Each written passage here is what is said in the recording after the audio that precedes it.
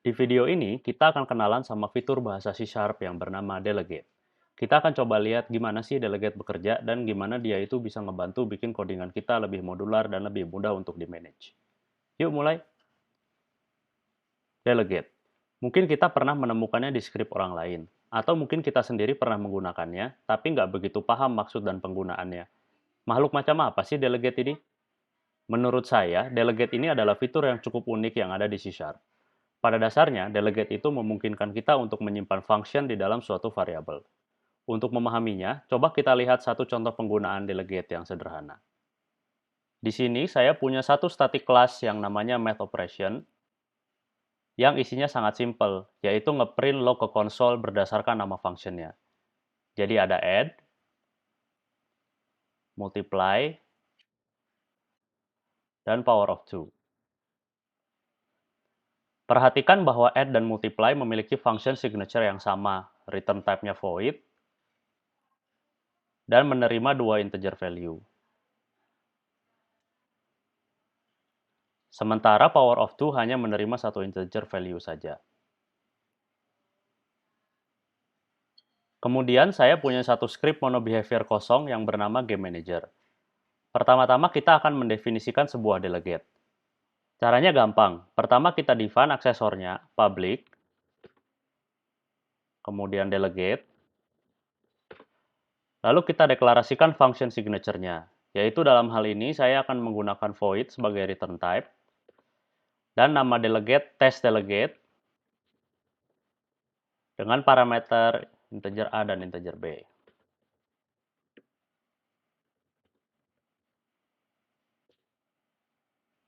Inilah sebuah delegate dengan return type void dan menerima dua parameter. Nah, kemudian kita akan ngebuat field dari delegate tersebut. Kayak field pada umumnya, atau variabel pada umumnya, kita deklarasikan aksesornya. Dalam hal ini saya akan pakai private. Kemudian test delegate.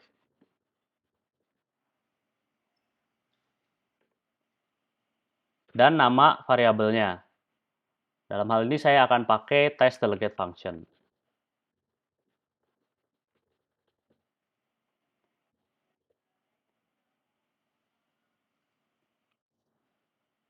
Field ini atau variabel ini kemudian bisa kita isi dengan function yang signature-nya sama dengan deklarasi test delegate di atas. Oke, sekarang kita akan mengisi function di kelas math operation ke dalam field delegate yang kita bikin ya. Oke, kita akan bawa kelas math operation-nya side by side biar kelihatan lebih enak ya. Di bagian start dari game manager, kita assign test delegate function sama dengan math operation.add.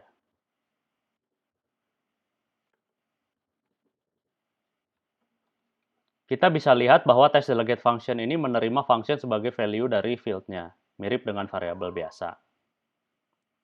Hal yang menarik dari delegate adalah kita bisa panggil test delegate function seperti halnya function biasa, yaitu kayak gini.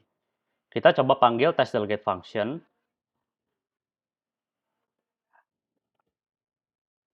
dengan value yang dimasukkan itu, kita bisa lihat bahwa ini adalah function yang menerima dua integer value ya. Seperti hal yang kita deklarasikan di test delegate. Saya akan coba isi dengan value 3 sama 2 misalnya. Kita lihat gimana hasil dari codingan ini. Sip, bisa dilihat ya kalau si test delegate function ini memanggil function add melalui delegate yang dibikin. Bisa dilihat, function yang dipanggil adalah function add dari math operation. Terlihat dari hasil log yang menunjukkan 3 tambah 2 sama dengan 5.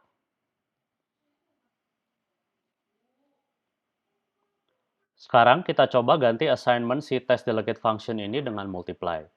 Jadi test delegate function sama dengan math operation dot multiply. Lalu kita panggil lagi dengan value yang sama, 3,2. Bakalan kayak gimana ya? Nah, bisa dilihat kita manggil delegate yang sama, tapi function yang terpanggil berbeda. Nah, ini tuh konsep dasar dari delegate, di mana kita bisa mengassign function ke dalam field dan kemudian kita bisa panggil. Oke, selanjutnya kita akan coba mempelajari fitur yang khas di delegate C# yang dinamakan dengan multicast.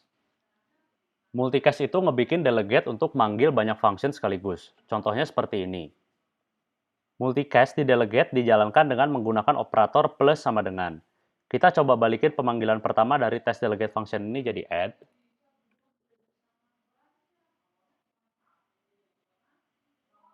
Lalu kemudian kita tambahkan assignment baru di bawahnya dengan menggunakan operator plus sama dengan.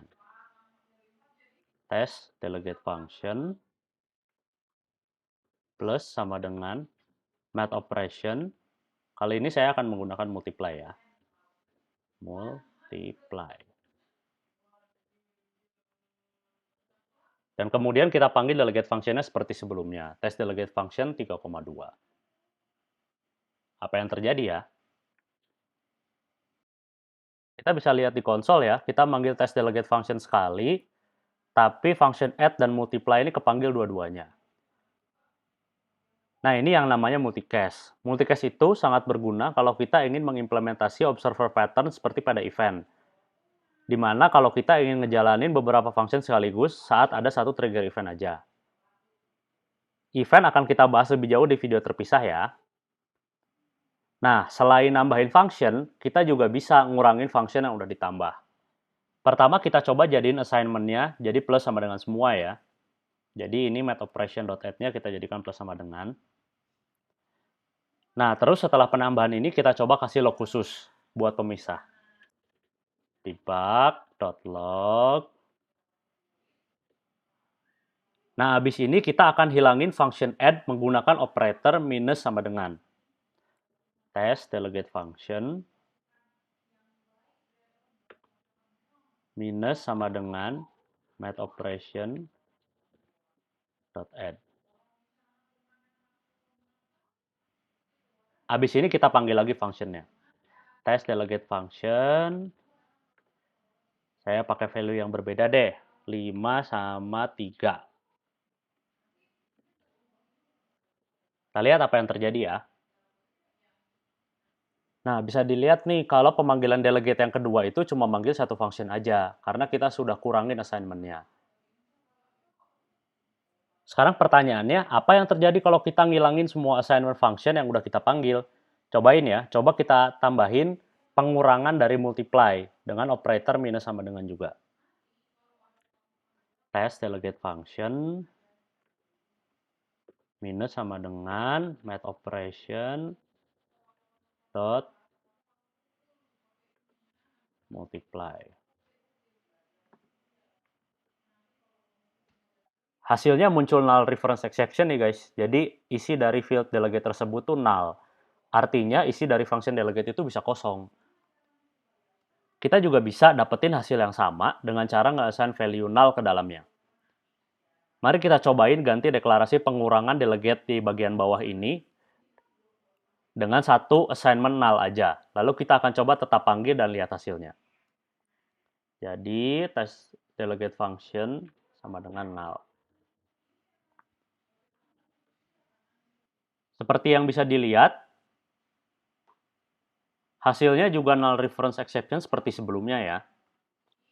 Nah, ini kan muncul error nih. Oleh karena itu, sebaiknya kita coba hindari kemunculan error ini dengan cara ngecek apakah delegate-nya itu isinya null sebelum panggil functionnya. Jadi, seperti ini. Kalau kita tidak yakin atau kita mau memastikan apakah test delegate function ini null atau tidak sebelum dipanggil, kita coba panggil kondisi if test delegate function tidak sama dengan null.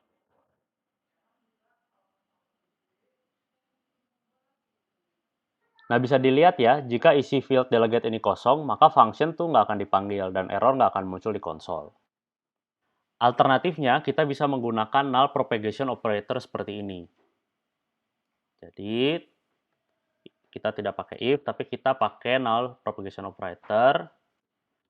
Tanda tanya dot invoke. Nah, null propagation operator ini berguna untuk kita langsung mengecek apakah test delegate function ini tuh isinya kosong atau enggak, lalu kemudian kita panggil invoke. Terakhir, delegate di C# itu sifatnya type safe. Maksudnya gimana? Tadi kita udah coba masukin function add dan multiply ke testDelegate function. Gimana kalau kita misal assign method power of 2 ke dalam testDelegate function? Kita coba hapus semua ya, dari awal lagi. Kemudian kita coba testDelegate function sama dengan math operation dot power of 2.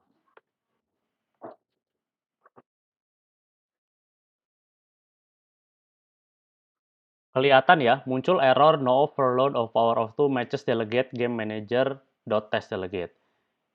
Nah ini tuh karena function signature dari power of 2, dia kan cuma nerima satu integer.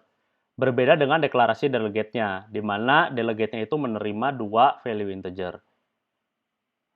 Nah ini maksudnya delegate itu disebut type safe, yang artinya delegate di C# itu cuma akan nerima function dengan signature yang sama persis sama deklarasinya.